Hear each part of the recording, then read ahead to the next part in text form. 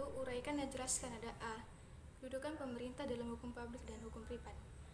Kedudukan pemerintah dalam hukum publik itu merupakan hukum yang mengatur bagaimana hubungan warga negara dengan negaranya yang menyangkut kepentingan umum.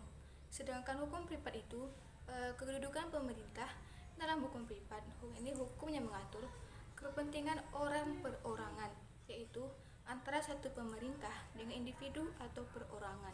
Dan yang ke B, ada macam-macam jabatan pemerintah, yaitu ada 3. Yang pertama ada jabatan administrasi, itu jabatan yang berfungsi dan tugasnya berkaitan dengan pelayanan publik.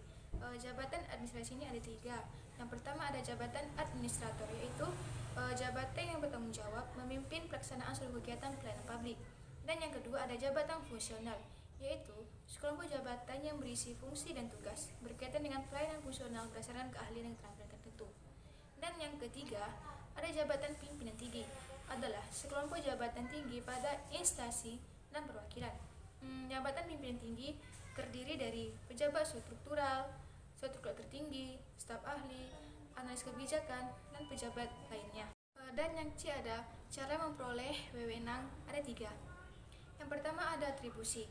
Atribusi adalah pemberian wewenang oleh pembuat wewenang kepada organ pemerintah. Contohnya itu kewenangan yang dimiliki organ pemerintah daerah dalam melaksanakan penyelenggaraan pelayanan kepada masyarakat. Dan yang kedua ada delegasi, yaitu pemerintahan dari suatu organ pemerintah kepada organ pemerintah lainnya. Contohnya itu pemberian kewenangan kepada kepala atau camat dalam melaksanakan pelayanan kepada masyarakat. Dan yang ketiga itu ada mandat, yang terjadi ketika pemerintah mengizinkan kewenangan dijalankan oleh organ lain atas namanya.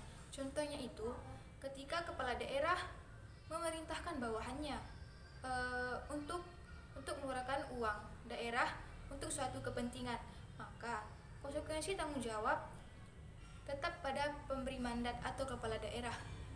Jadi apa perbedaan di antara ketiganya itu?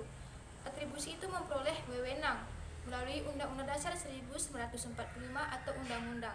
Dan sifat wewenangnya baru dan delegasi memperoleh wewenang dan diberikan oleh badan atau pejabat pemerintah, peraturan presiden dan peraturan daerah dengan sifat wewenangnya yang telah ada sebelumnya. Sedangkan mandat itu memperoleh wewenang dari diberikan oleh badan atau pejabat pemerintah di atasnya.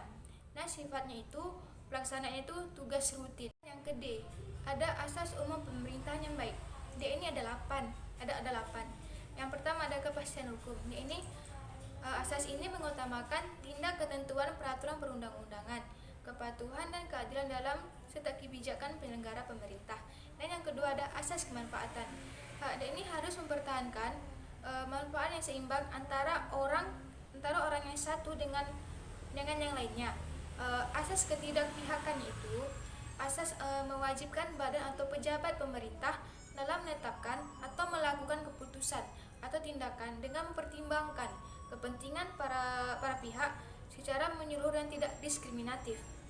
Dan yang keempat ada asas kecermatan, yaitu suatu keputusan atau tindakan harus didasarkan pada informasi dan dokumen yang lengkap untuk mendukung menempatkan legalitas penetapan agar yang bersangkutan itu dipersiapkan dengan cermat sebelum keputusan tersebut ditetapkan. Dan yang kelima ada asas tidak menyalahgunakan kewenangan. Seseorang tidak boleh menggunakan kewenangan seseorang itu tidak boleh menggunakan kewenangan untuk kepentingan lain yang tidak sesuai dengan tujuan. Pemberian kewenangannya itu tidak melampaui, tidak boleh menyalahgunakan dan tidak mencampur adukan kewenangannya. Yang keenam ada asas keterbukaan, yaitu asas yang melayani masyarakat untuk mendapatkan akses dan memperoleh informasi yang benar, jujur dan tidak diskriminatif dalam penyelenggaraan pemerintahan dengan tiap memperhatikan perlindungan atas hak asasi pribadi, golongan dan rahasia negara. Dan yang ketujuh ada asas kepentingan umum. Asas ini asas yang mendahulukan kesejahteraan dan kemanfaatan umum dengan cara yang aspiratif, akomodatif, selektif dan tidak diskriminatif. Dan yang terakhir itu yang kedelapan adalah asas pelajaran yang baik. Asas ini memberikan pelajaran yang tepat waktu, prosedur, dan biaya yang jelas sesuai dengan standar pelayanan dan ketentuan peraturan perundang-undangan. Dan yang ke-E ada tindakan pemerintah beserta pembagiannya.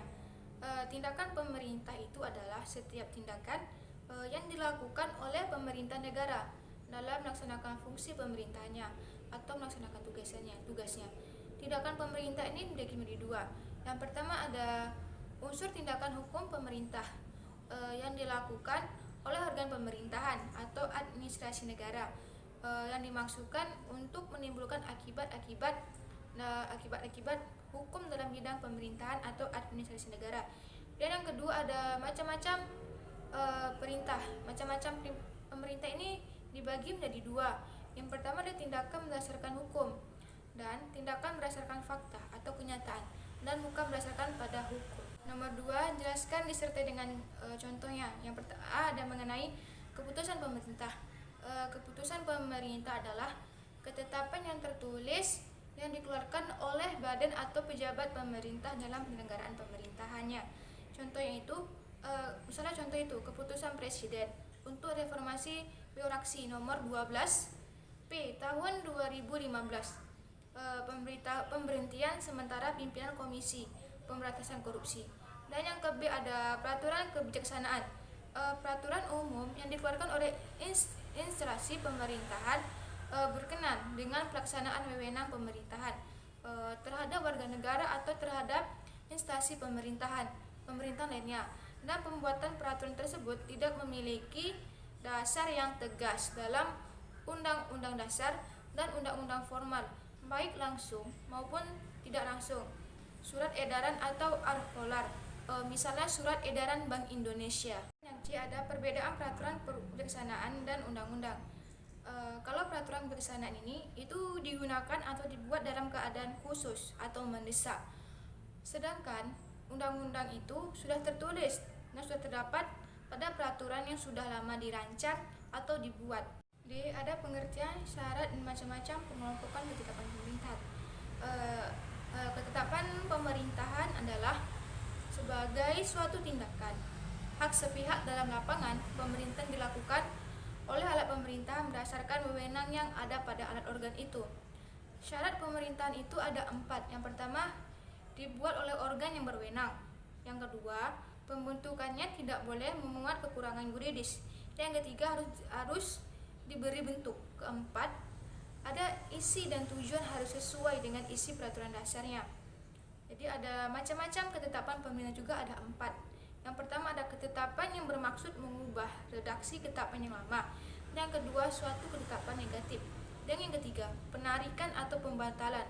Keempat, ketetapan suatu pernyataan pelaksanaan. Nomor 3, jelaskan dan uraikan. A. Ada macam-macam sanksi. Macam-macam sanksi itu ada 3. Yang pertama ada pidana, perdata, dan administrasi. Yang pertama, pidana yaitu sanksi yang bersifat nestapa yang diancamkan atau dikenakan terhadap pelaku perbuatan pidana atau tindak pidana yang dapat mengganggu atau membahayakan kepentingan hukum. Dan yang kedua ada sanksi perdata, yaitu sanksi yang diterapkan kepada seseorang yang telah melanggar ketentuan hukum yang telah dibuatnya dalam suatu perikatan. Sanksi perdata ini juga dapat diberikan dalam bentuk ganti rugi dan denda. Dan yang ketiga itu ada sanksi administrasi, itu yang berlakukan kepada pelanggar administrasi atau ketentuan undang-undang yang bersifat administrasi. Yang ke B ada penyebab menjatuhkan sanksi administrasi. Dan ini ada 3.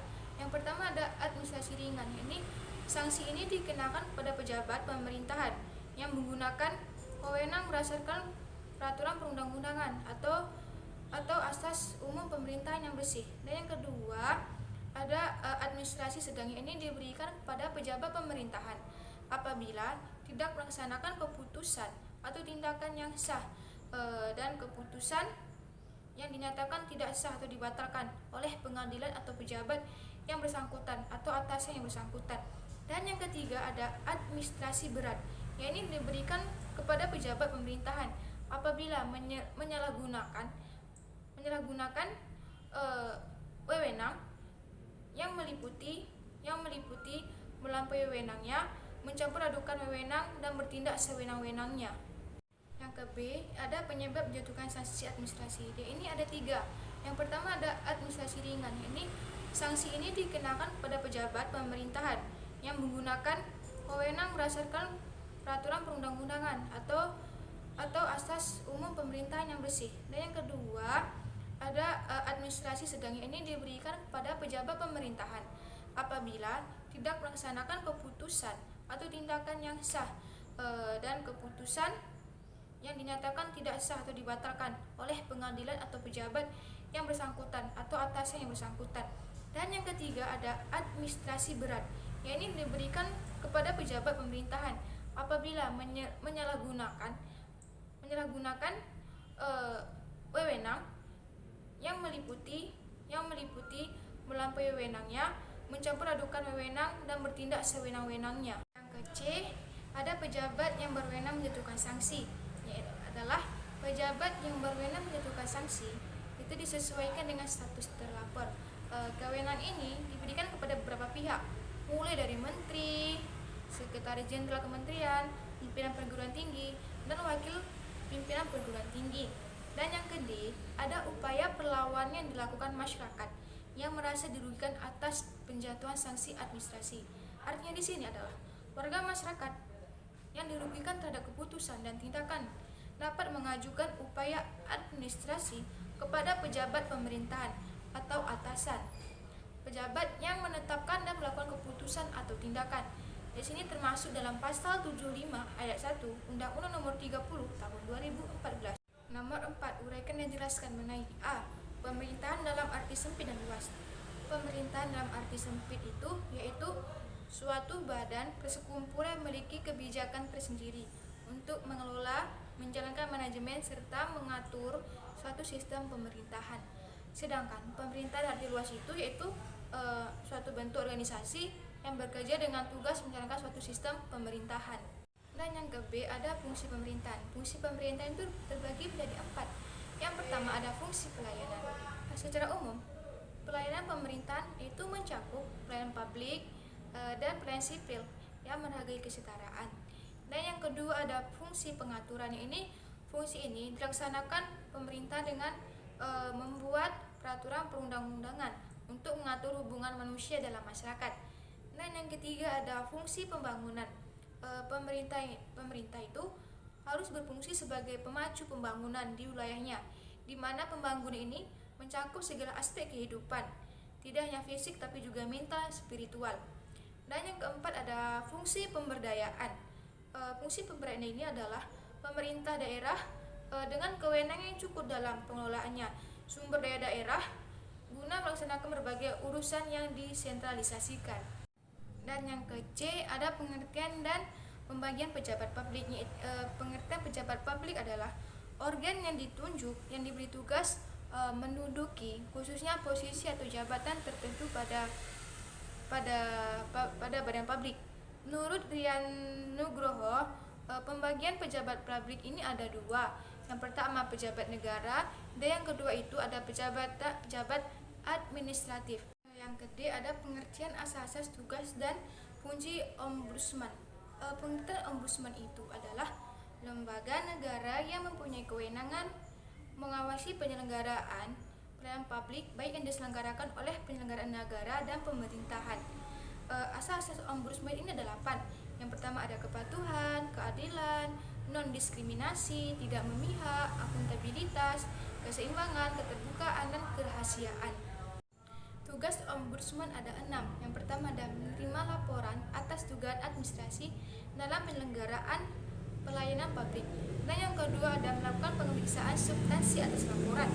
Dan yang ketiga ada melakukan koordinasi dan kerjasama dengan lembaga negara atau lembaga pemerintahan serta lembaga kemasyarakatan dan perseorangan. Keempat, membangun jaringan kerja. Kelima, melakukan upaya pencegahan administrasi dalam penyelenggaraan pelayanan publik. Dan yang keenam, melakukan tugas lain yang diberikan oleh undang-undang. Fungsi dari ombudsman itu adalah mengawasi pelayanan publik yang diselenggarakan oleh penyelenggara negara dan pemerintah baik di pusat maupun di daerah, termasuk yang diselenggarakan oleh BUMN dan BUMD. Yang ke E, apa Apa yang dimaksud dengan perbuatan melawan hukum oleh penguasa, dan jelaskan kebijakan penguasa seperti apa yang dapat digugat dan tidak dapat digugat. Menurut Munir Fuadi, melawan hukum itu adalah sebagai suatu kumpulan prinsip-prinsip hukum yang bertujuan untuk mengontrol atau mengatur perilaku bahaya, untuk memberikan tanggung jawab atas suatu kerugian yang terbit dari interaksi sosial, dan untuk menyediakan ganti rugi terhadap korban dengan satu gugat yang tepat. Berdasarkan bahasa sebelumnya, setidaknya ada 5 unsur yang harus terpenuhi. Yang pertama ada perbuatan, yang kedua perbuatan itu melawan hukum, ketiga adanya kerugian, dan keempat adanya kesalahan. Yang terakhir ada 5, adanya sebab akibat antara perbuatan melawan hukum dengan akibat yang ditimbulkan.